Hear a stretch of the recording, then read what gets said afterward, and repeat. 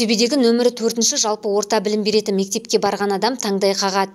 Білім ордасының аумағындағы 2 гектарға жуық алаңда көкөніс пен жеміс-жидектің түр-түрі өседі. Ал осыдан 2 жыл бұрын мектеп ауласына жылыжай салыныпты. Оның ішіне жылу жүйесі енгізілген.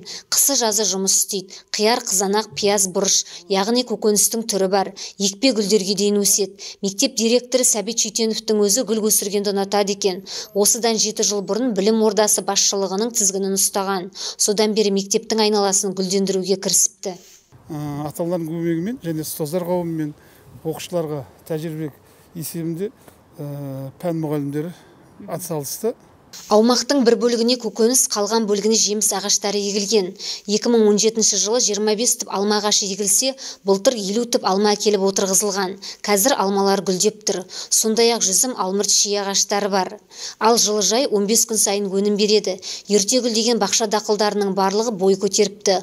Оқушылар биылғы алғашқы қиярдың дәмін татқан. Бір айта кетерлігі, бау-бақша өнімдерін егуге мектеп ұжымы мен оқушылар қатысады.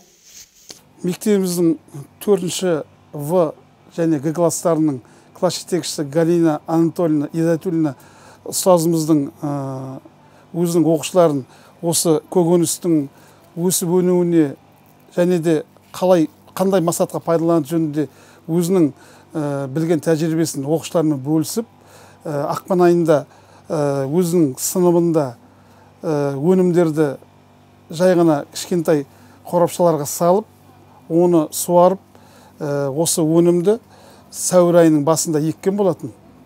Өздеріңіз қазір көріп тұрғандай, жемісін беріп жатыр. Оқушылар өзінің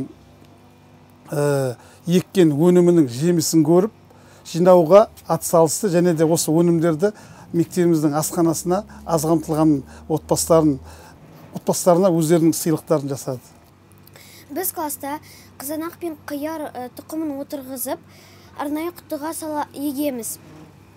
Ол кішкене өскен соң жылыжай кешеніне апарып егеміз. Сондай-ақ жылыжайда шырайгүл өсіріледі.